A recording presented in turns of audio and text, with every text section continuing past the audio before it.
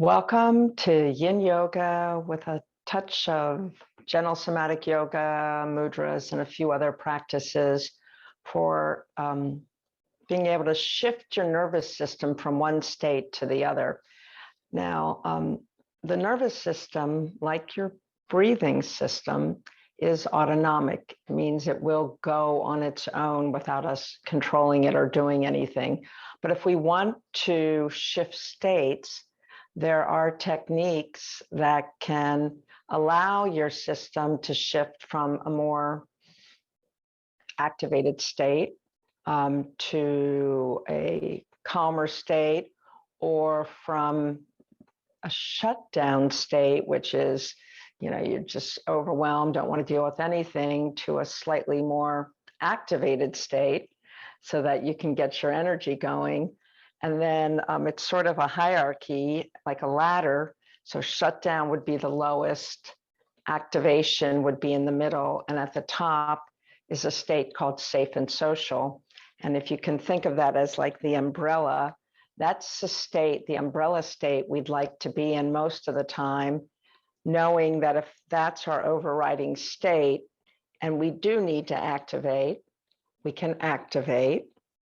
And then we can, even if a traumatic thing happens, our nervous system can still shut down temporarily, but we'll be able to shift back up. The issue becomes many of us over time get stuck in one of those other two states, either activation or shutdown. And so if we can shift back up and allow that more uplifted, more safe, more social state to be our normal state, then it's in control of things. It can dial down and dial up depending on what the circumstances need. So one of the best ways to do this is through breath. So one of the things I'm going to encourage you to do today is try different breathing practices as we hold poses. And some of them are even going to involve some sounds. And then notice, after you've held a pose and done that breathing practice, where do you feel it? What does it feel like afterwards? Do you feel lighter or heavier or, shakier? But just to know that certain breath practices and certain other things can do this gives you a toolbox that you can always access when you need it. So we are going to start just laying on our back, but we are going to put our legs up the wall pretty quickly afterwards. So be situated in a way that you can be on your back and then shifting over to the wall or shifting to the side of a bed or something where you can put your legs up in the air, or even lean the legs on a chair or a stool. Okay? All right. So the first laying down pose we're actually going to do, it's kind of interesting. It's literally when you're laying down on your back, I'm going to sit up to show you. You're going to, these are the 10 tiger claws. You're going to take these and rub them from your neck up through your hair, giving yourself a massage. Now, this is our brain stem that we're rubbing. We're trying to wake up our brain stem. So you could do this sitting up, but it's definitely more comfortable to do it lying down. So just get yourself comfortably lying down. You can have your knees bent or straight. Take your hands behind your head and find that sort of area around your skull that has an indent, and then glide all the fingers up and around the ear, up through your head, and just sort of massage yourself. And you will be kind of doing a little bit with the neck here, and just take these fingers and just draw them through your hair, giving yourself a nice massage around the neck and the brain stem. And a lot of of the parts of the vagus nerve have branches up here. And they're cranial nerves, and they can go up through the face and the head. So we're just activating it. When you've done enough of that, take your hands by your side. You might need to shift around a little bit.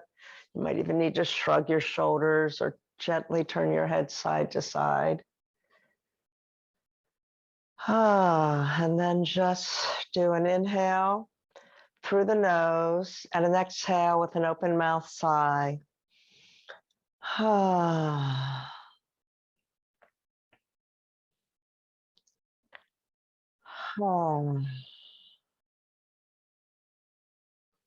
So just notice.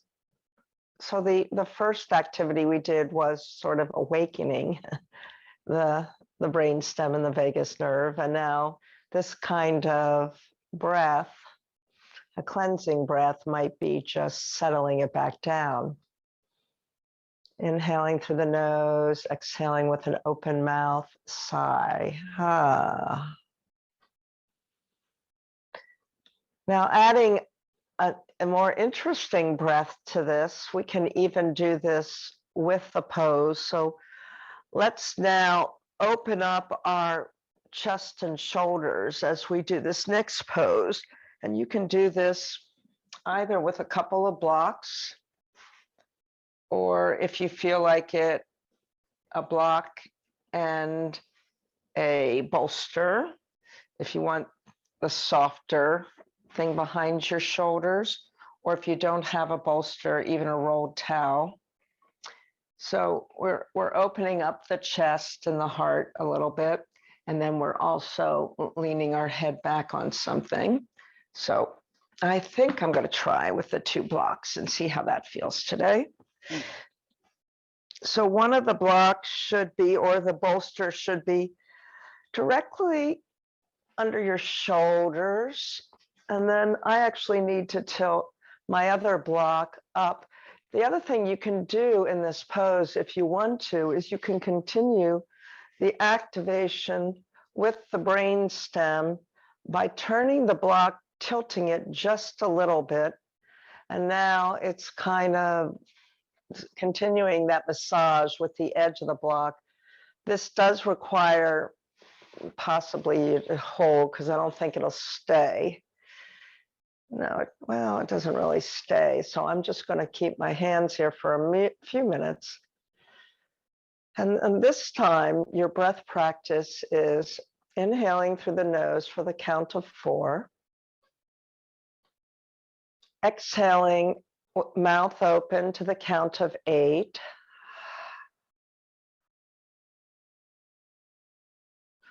And then pushing out 2 more counts of exhale through the nose, 9 and 10.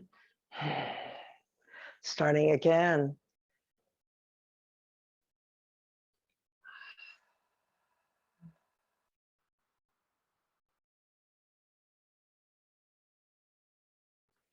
And if your arms get tired holding yourself up like that, you can rest your arms down.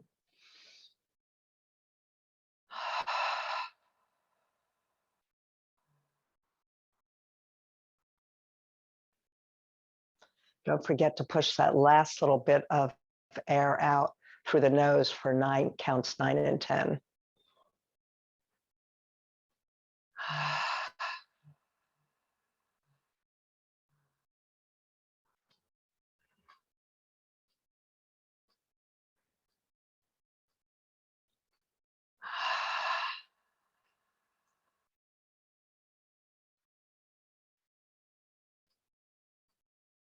Maybe one more round.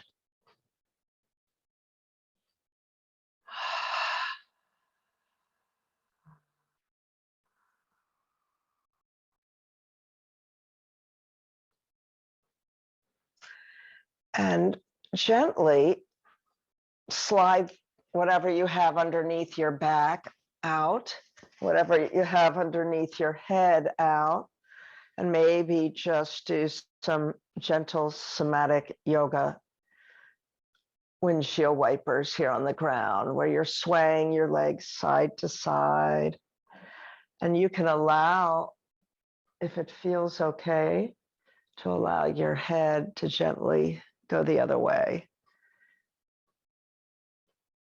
And just pause for a moment. If you want to stretch out, you can, or keep your knees bent. And scan your nervous system. What level do you think you're at? Do you think you're still more in that dorsal, which is shut down? Or are you in an activation state, which is slightly higher up? Or are you in the safe and social state, that overriding umbrella? Now, another really interesting way to get in this state, and we'll set up for our next pose, but we'll try this. Our next pose is going to be a supported bridge pose. And that, again, can either be done by taking a block under the butt. For me, that's way too high. Or taking a rolled blanket or a bolster under the low back butt area and drawing shoulders under the back. But what I'd like for you to do here is to do a half smile. Again, the safe and social system is very connected to these nerves in the face.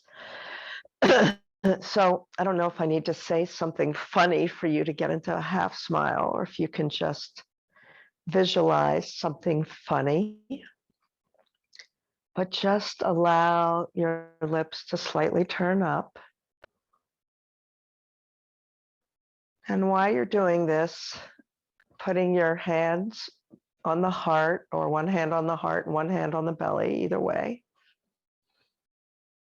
And just to breathe in a nice rhythmic way, filling your heart with a smile. Doesn't have to be a forced smile, just lips slightly turned up.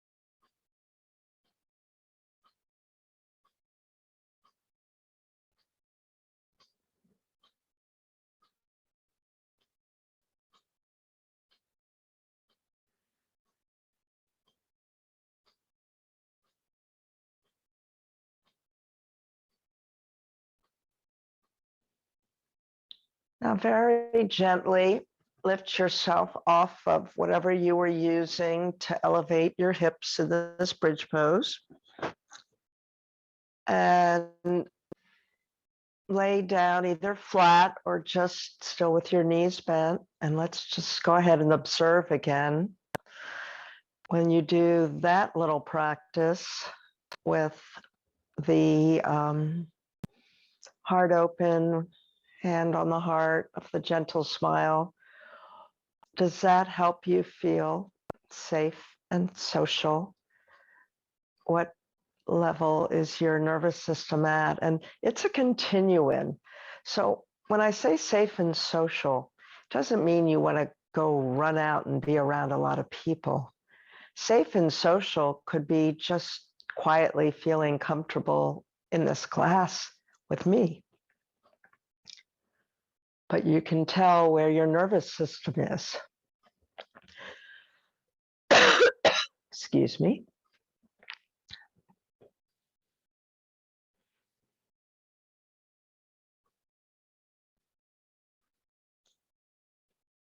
So draw your feet toward one another. And you might want to be in this pose with a bolster or a rolled blanket going straight down the whole length of your spine, including a little bit under your butt. So I know that my spine is slightly too long to completely fit on this. So, and you could use a roll blanket for this too. So this is going the length of my spine, but it's also supporting a little bit through the butt cheek area. And then if you either have books or another set of blocks, you could have those, put your knees on. So it's going to look like this. We're going to we're going to sit first with our butt on the edge of whatever we've rolled up. We're going to put the feet toward each other, and then we're going to support under each thigh, and then I'm going to lay back, but do this carefully. Lay back until, see, so I need this extra thing for my head, or my head would be off the support. And you might need to shift around, and you might even need to not have your legs so close to your body in this cobbler's pose. You decide what the level, but this is a big front opener. And then gently either placing hands on belly or hands by your side. And in this case, we're going to do the Ujjayi breath. The Ujjayi breath, if you're not familiar, is the breath that makes a sound that some people say sound like Darth Vader. It's also known as ocean breath. So I'm going to constrict the back of my throat, almost as if there's a straw back there.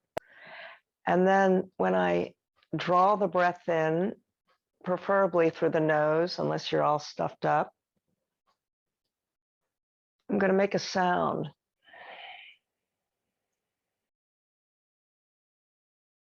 On both the inhale and the exhale. It's a slightly guttural sound.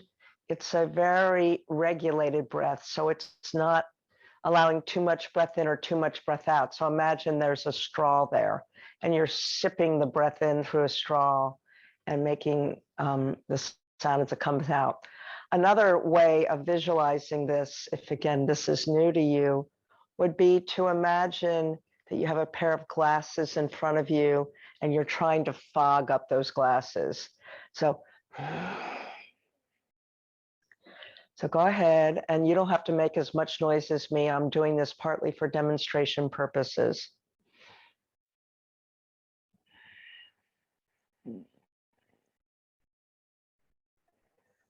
Now, if this is bothering your low back to keep your legs in this position, you could change the leg position. So I think I am going to change mine. I'm going to have my knees toward each other now.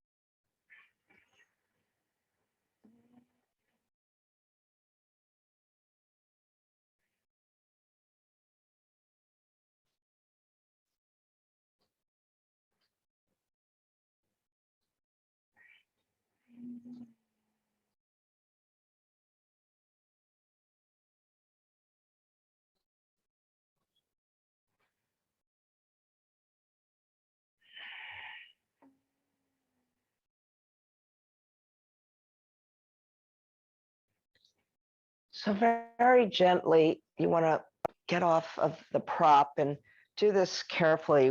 We are going to come up to a seated position.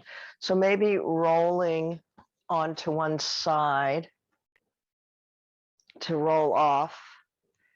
And then removing this. We're not going to sit yet. I do want you to do that same check-in that we've been doing in between. So removing everything out of your way, either laying down completely flat or with knees bent. And again, we're checking in to what state, where your nervous system is on this ladder from completely shut down, which is, the dorsal state, climbing up through any sort of level of activation, climbing up even further. And again, these are rungs of a ladder anywhere along this continuum through a state that feels very relaxed. Maybe you're at relaxed and alert, which would be,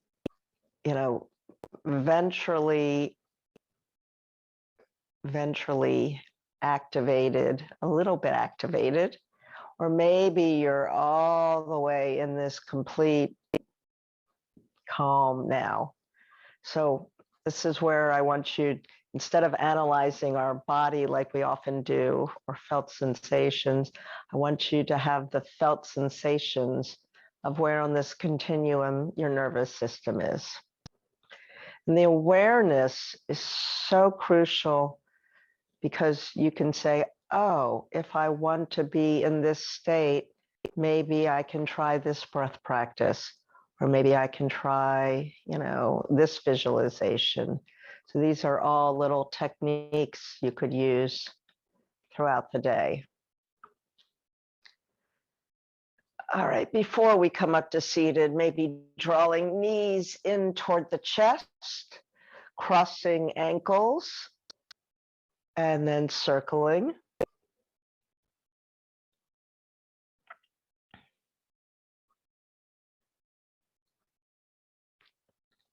Reverse the cross of the ankles, reverse the direction of your circles.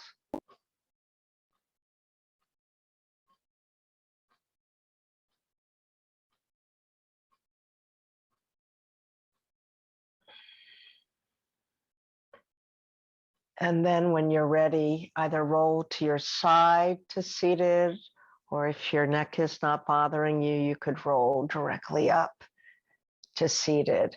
And if you're going to roll directly up, you might rock back and forth a few times before rolling up.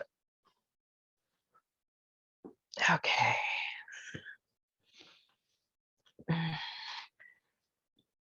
So the next breath practice is actually used a lot for people who have panic attacks. So panic attack would be really, it's panic attack in some ways is a blended state between activation and shutdown, if you think about it, because you're highly activated, your heart is pounding, your things, you can feel the blood going through, maybe your eyes get dilated, but at the same time, you can't do anything, right? You're stuck, you're afraid. So this is Bee's breath. And Bee's breath is been used for this state. So if you ever find yourself in this state, but it's also great just for calming your nervous system, period. So really, you want to close off your ears in some fashion. And so the thumb is a nice way of doing that, because you just, once you are making this sound, you want to just hear the bees. That's what you're doing. You're making a sound of the bee, but you don't want to hear any other sounds. And these sounds of the bees that you're forming yourself will get rid of all the extraneous noise. The other thing you can do is you can actually use your other fingers to sort of come over your head. And so they're blocking out light and blocking out things like that. So the thumbs are in the ears, the fingers are covering the eyes, and you're literally inhaling and then you're exhaling with humming like a bee. And you just do that. And so go ahead and try that See how that works. And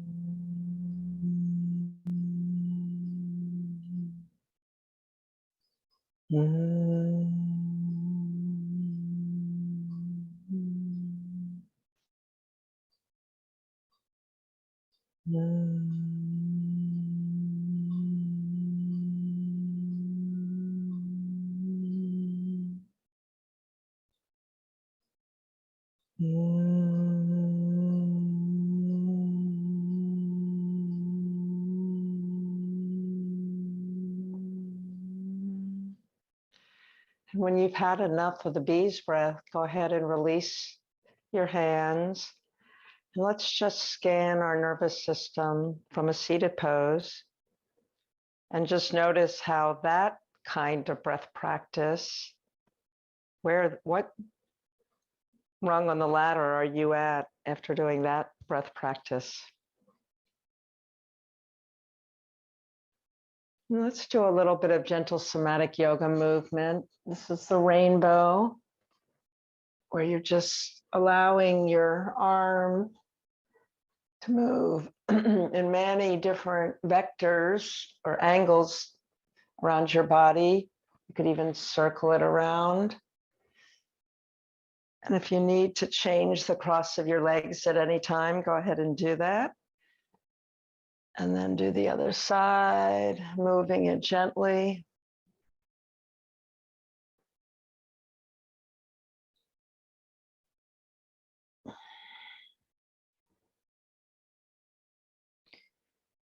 And then let's sit up straight and tall, placing your hands on your thighs, and do some seated cat-cows. So inhaling where you are lengthening your front body, engaging the back body, and then exhaling. Now you can put your hands on your shoulders to do this.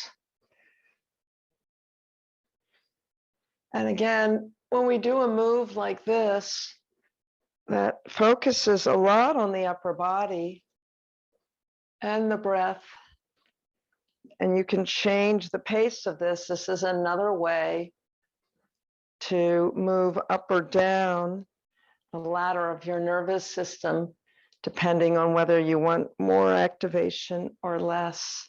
So keeping the hands on the shoulders, maybe changing the cross of the legs again, or if your legs are straight out, don't worry about it. And then just twisting off to the side and back to the center, and twisting and back to the center. Now, this is another interesting thing, and I'm not very familiar with this technique, but there's a technique called EMDR that involves the eye movements. So maybe in this case, you want to keep your eyes open and allow your eyes to go further than where you're moving. Allow them to go the other direction, allow them to go further and back, twisting toward the other way, eye movement, over, back, over, and back.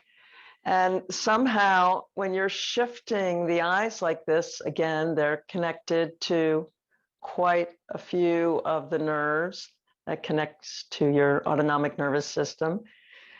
You can affect where you are on this continuum.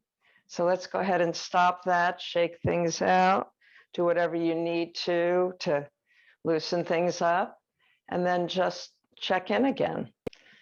How did that feel? Was that interesting? And when your nervous system is being driven by your ventral state, which is your safe and social state, curiosity is a natural output of this. So you become a whole lot more curious about things instead of fearful about it. So if you're in that lovely state and can be curious about each of these little actions we're doing and activities.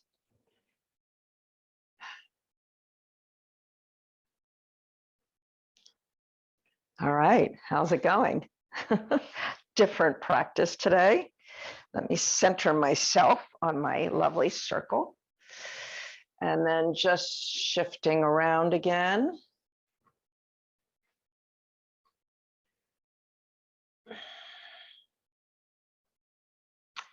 So obviously mudras can really work beautifully with the nervous system. There's several of them that are very good for it. I know we've done a few. If you've taken my class before, we've done a few before. I'm going to try to do one maybe I haven't done with you before. So I do want to try, let's try the Anushasana mudra. Let's see that one. These are all under nervous system condition mudras. And the one I think I've done a lot with my group is the Vyana Vayu, but the Anushasana might also work nicely. So I want to try this one. And that is on page 136. So join me. Be curious about how this affects your nervous system.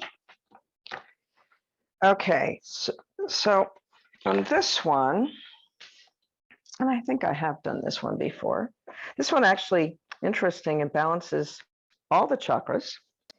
It works on all of the doshas.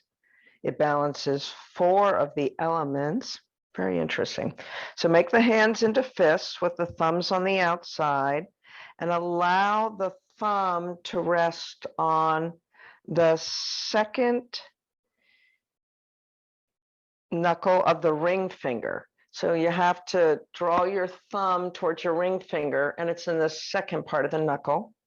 And then just allow your index fingers to be pointed. So your hands are pretty curled in. Thumbs are on the ring finger, that second knuckle, and the index fingers are out. And then rest your hands either on the backs of your thighs, or you could have them pointed up if you like that, or you could rest them on a block. So just go ahead and notice this already. Just notice where your breath is being directed. So Anusana means direction and command or instruction. So the Anusana mudra awakens and enhances the all-pervading current of your Vyana Vayu energy. The gesture lengthens the inhale, which draws the energy to the center of the body, but also lengthens the exhale, supporting the movement of the vital energy toward your extremities, thereby integrating your entire body. As the Anusana mudra cultivates greater awareness and sensitivity within the extremities, it can bring warmth and tingling to your toes and fingers. And the overall effect of the gesture is the integration between the center and the periphery, cultivating a clear sense of our center and experience of unity and harmony. So your nervous system is your communication system, your electrical system between all parts of your body. Okay, your guided meditation, awakening all the pervading energy. As you hold the Anushasana mudra, take several natural breaths to attune to all the feelings and the sensations awakened by the gesture. With each inhale, sense your breath naturally being concentrated into the center, connecting you more deeply with the energetic core of your being. With each exhale, sense a current of violet energy radiating outward from your center to your extremities. Take some time to attune to the Vyana Vayu, the all-pervading current of energy flowing from the center to the periphery in synchrony with rhythmic breathing, nourishing and integrating all of your being. As you inhale, sense the violet energy concentrated at the center of your being. And as you exhale, allow the all-pervading current to radiate down into your legs and feet. And maybe if you're sitting with your legs crossed, maybe you want to uncross them so you can feel them go down into your legs and feet.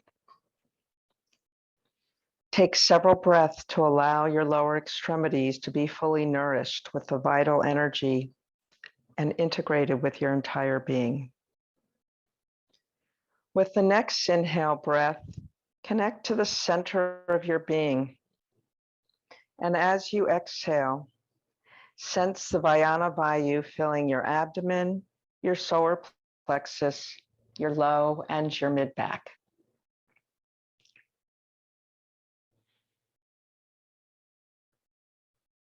Take some time to allow the middle portion of your body to be infused with the all-pervading energy. Now, as you inhale, the violet energy is concentrated at the center of your pelvis. And as you exhale, the Vajana Vayu radiates up into your chest, your upper back, your shoulders, your arms, and your hands. Take several breaths to allow your chest and upper extremities to be fully nourished with life force energy, infusing these areas with warmth and vitality. With your next inhale breath, sense the violet energy being concentrated in your pelvis. And then as you exhale, allow it to move upward into your neck and your head, naturally integrating these areas with your torso and your extremities.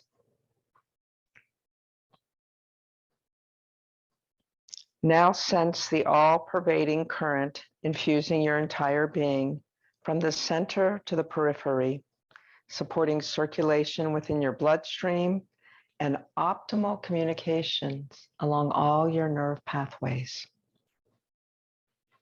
As your entire body is nourished from the center to the periphery, take several breaths to sense greater integration and harmony throughout your entire being. And affirm the all-pervading energy, repeating the following 3 times, aloud or silently. As the all-pervading current flows freely, I experience integration and harmony. As the all-pervading current flows freely, I experience integration and harmony. As the all-pervading current flows freely, I experience integration and harmony. Go ahead and slowly release the gesture.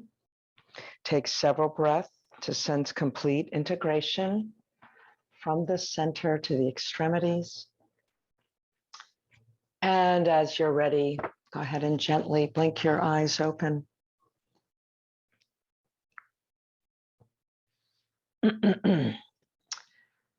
So the next little series will be done with cat-cows, and you can do them as seated cat-cows or on hands and knees cat-cows. And it's going to involve some interesting sounds.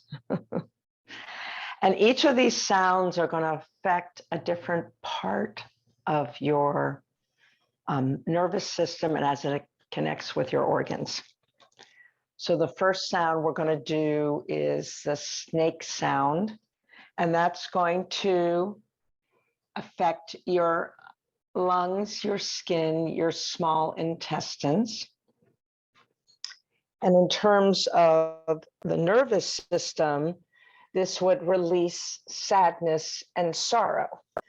So again, you could do this seated or up, on hands and knees, and you're just going to go inhale, exhale, inhale,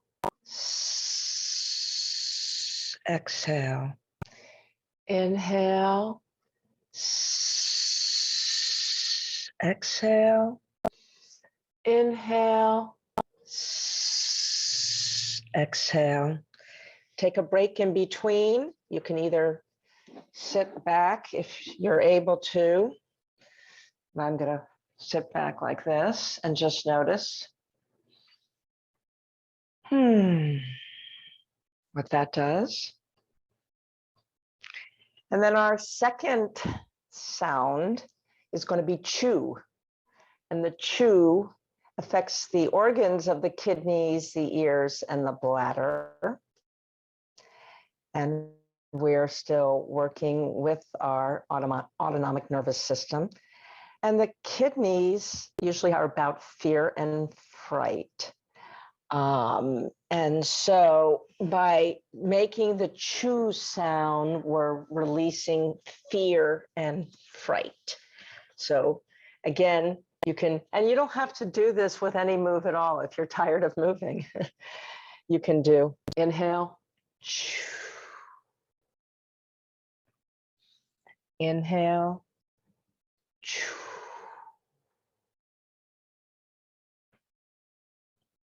Inhale, chew. And inhale, chew. Once again, you might want to just sit back or change your position and check in. Where are you on that continuum of the nervous system? How did that feel in the body? I kind of like the chew. I think because I am more prone to anxiety, the chew felt really releasing for me. The third sound is shh, and the shh sound relates to your liver, your eyes, and your gallbladder. And anger and frustration would be what we would be releasing here with the shh. So once again, you'll inhale normally, and then you'll shh your way out. And I might do a different move. I might shake around side to side. So I might do this one. Inhale. Shh. Inhale. Shh. Inhale. Shh. And again, you don't have to do any move at all. You could just do this breath practice. Shh. Shh. All right, I'm going to change from hands and knees now and do the rest of these in a seated pose. But I'm going to take a break and see. I don't have a lot of anger and frustration usually in my system, so that one doesn't really appeal to me as much as the chew does, which releases anxiety. So again, the releases, let's see, I want to go over that again. This releases from the lungs, sadness. So if it's sadness you're releasing, use a snake. If it's anxiety you're releasing, use the chew. If it's anger and frustration you're releasing, use the shh. And the fourth sound is a ha, hu, ha, hu. Wide mouth for the heart and the small intestines. And that would be impatience or hate or anything like that that you want to release. So again, and we could do this one seated like this. So inhaling, ha, hu. Inhaling, ha, hu. Inhaling, ha, hu. Inhaling, ha, hu. Inhaling, ha, hu. So let's notice that one. Does that one appeal to you? Do you need to release some anger or impatience? And the next one is woo. Woo, like the wind, is for your spleen, your stomach, and pancreas. So that's another worry and anxiety. So the kidney one was more fear. This one's worry and anxiety. I have a feeling this one's going to appeal to me. So, whew, inhale, whew, like the wind. Inhale, like the wind. Inhale, like the wind. Okay, so how did those feel? So for those of you who are only doing my 45-minute class, you might want to end with legs up the wall or legs up on a stool, and just release into your Shavasana. For those of you who are continuing, we're going to do any sort of version of seal that you like, seal or sphinx on your belly. And so you may want to have your arms close to your body or further away, depending on how high up you want to go. So it could be like this. You might be down like this. Now, what I'd like for you to do, actually, I'd like for you, if you don't mind doing it this way, so you can rub your hands together. This is another nervous system releasing activity. Rub them together and then palm around your eyes and just create this lovely cradle around your eyes. And just go into a yogic breathing practice, which is 3 parts deep into your belly and 3 parts on the exhale, slowly.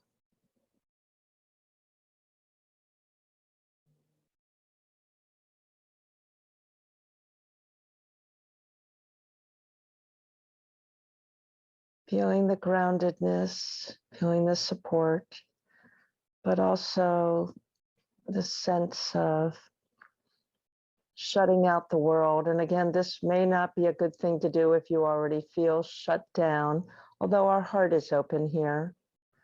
So this would be a nice thing for on the continuum of a blended state of just eliminating some of the extra sensory overload, but not shutting down completely because your heart remains open.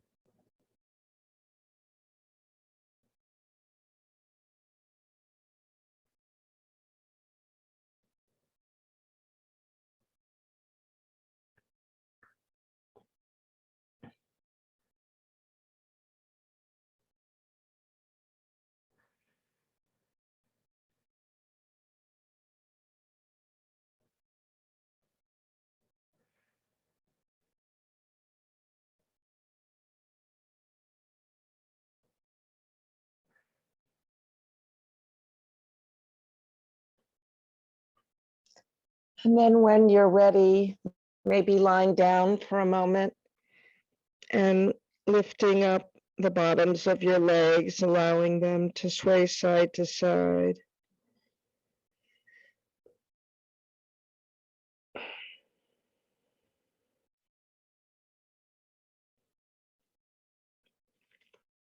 And gently making your way to a side to set up for some version of cat pulling its tail. So coming over to the side, come to the side where you can face me, whichever side that is for you.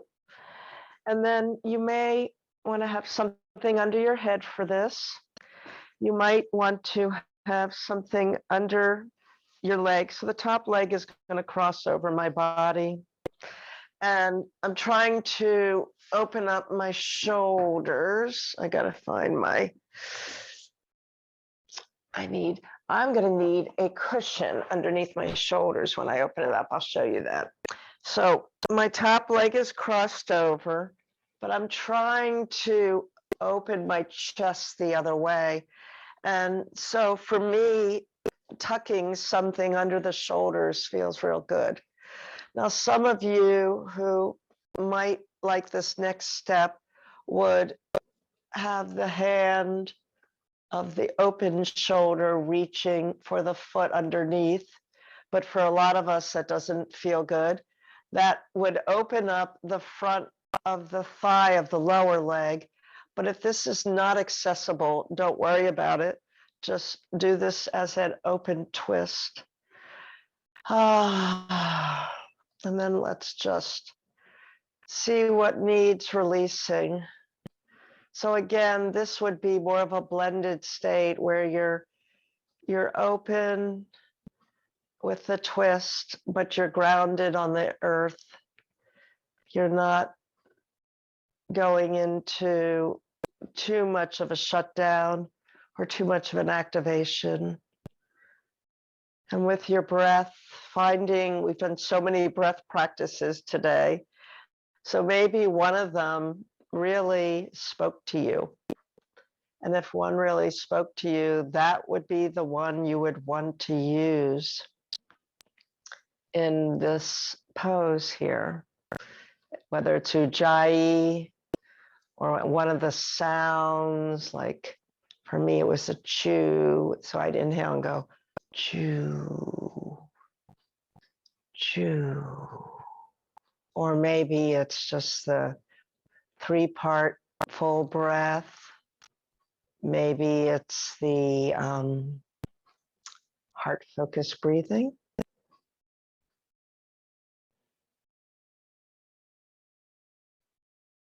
You could even do the bumblebee, although it'd be very hard to shut your ears off here.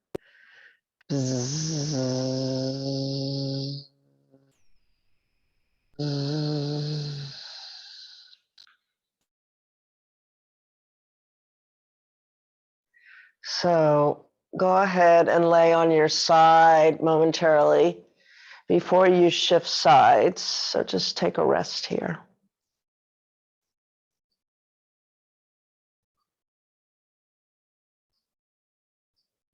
And you all can just turn around and face away from the camera.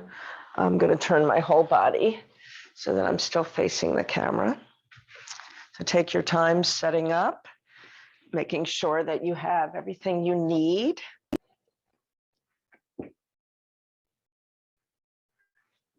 Laying on the opposite side that you were on.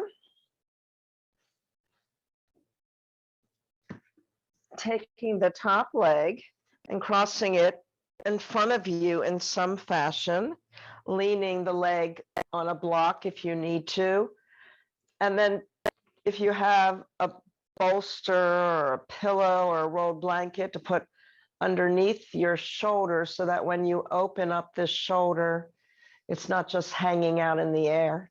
And then if you feel like it, or if it works for your body today, you would be grabbing the foot of the underneath leg to feel that hamstring, the quad get involved.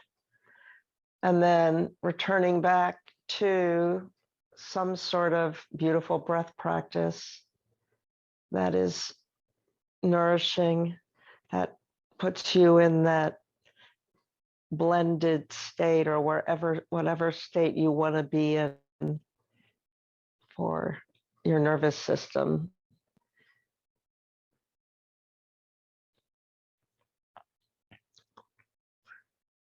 And when I talk about a blended state, it's still ventrally vagal controlled. So a blended state might mean you're just not totally in this calm state because there's a little activation going on, right? Our chest is open. If you're holding on to that foot of the leg, there's some muscular action. But if you want to be completely in a relaxed state, you would just let go of that foot.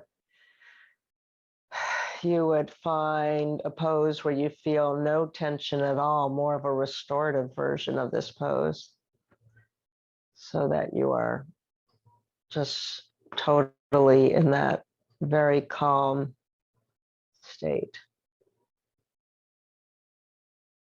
Depending on where you want to shift your nervous system today, depending on the needs. But hopefully you've discovered in this practice and through some of the things we've been doing lately that even though it's autonomic, which means it will go on its own, and it's thinking it's doing the right thing for you, you can get locked into a state that is not supporting your ultimate health, restoration, and growth. And that's where these daily practices of shifting can really be helpful. All right, lay on your side for a moment. So I'm hoping that you're interested, and maybe you are, maybe you're not, in doing legs up on something, up the wall, or on a stool to end today's practice in. It's really the ultimate restoration pose to have legs elevated. And it can be done in the center of the room as well. If you're going to do this, I was going to do it on the wall, but it might take me too long to get in there, and I just want to demonstrate. So if you're going to do this in the center of the room, you might still elevate your hips on something. And then if you have a strap, the strap, I have a hook in my strap. This is about the width of my thighs. So I just go around and place it around my thighs just to allow me to do less work. So this is just really just, and so the wall is the best, obviously, or leaning on something, or even your legs like on a chair. But if that takes too much time and you don't want to spend the time to do that, you can just have a strap hooked up, supporting your legs and your rear slightly elevated, which puts your hips a little bit above the heart. This is great for restless leg syndrome too, and which is a nervous system condition. And all sorts of other conditions of fatigue. So I'm going to set up to do our final reading. And again, these are all invitations. The thing about your nervous system is, if anything I'm asking you to do does not feel safe for whatever reason, or you're not in that state of curiosity, then it's not really a healing practice for you. So it's so important that you pay attention to how your nervous system reacts to literally everything throughout the day, and be very curious about it so that you can shift it to make sure that you are in a state that that allows you to have a little more joy throughout the day.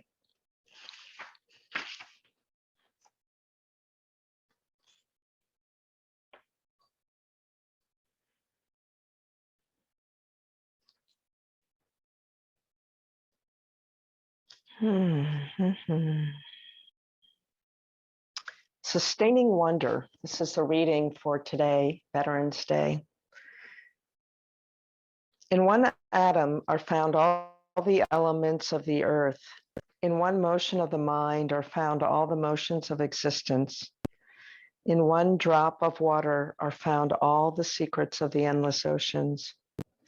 In one aspect of you are found all aspects of life. Khalil Gibran said that. As humans, we are relentlessly in cycle. The mind builds a shell to protect its turtle spirit, but the shell muffles the spirit till, outgrowing the shell, we devise ways to break it. We build the shell and then we tear it down. We build it thinner, we tear it down. Yet only between constructions are we thoroughly touched. Only between encasements are we punctured by love. But we are not to be blamed. All of nature is conscripted to such a cycle. Trees grow moss, silver tarnishes, The mind is dulled by the growth of its conceptions, and likewise a storm removes the moss, a scratch breaks the tarnish, and a crisis reveals the raw surface of the mind. Time builds and erodes, and we are transformed, and yet the same. Wind gathers sand to a dune, and tide undermines the dune. It's how the early years pack us, and the later ones softly flood us without a sound. We have no choice but to withstand the film that constantly builds and to endure the erosion that inevitably follows. Of course, for humans, this dance of film and erosion is not merely physical. It affects our thinking, our feeling, our seeing, and our being. How easily and repeatedly we dull and brighten. How easily we become chronic amnesiacs of spirit, drifting into observation and analysis when we stop participating and experiencing. Then we wake up one day, forgetting the feel of life while incredibly attuned to its silhouette. We can see it so clearly, each perplexity and nuance, and yet we can't feel it. In this way, the mind grows thoughts and words the way the planet grows trees, so much that we no longer see the heavens. And so we need to chop down what we think and say. And yes, silence is the axe.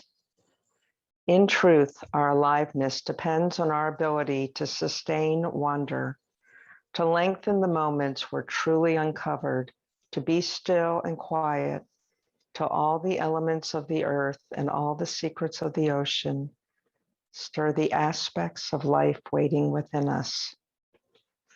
So this is really truly about moving into that safe state, moving back from the shutdown or the activation state into that safer place so that we can be open and have wonder again. So I hope today has helped in that way.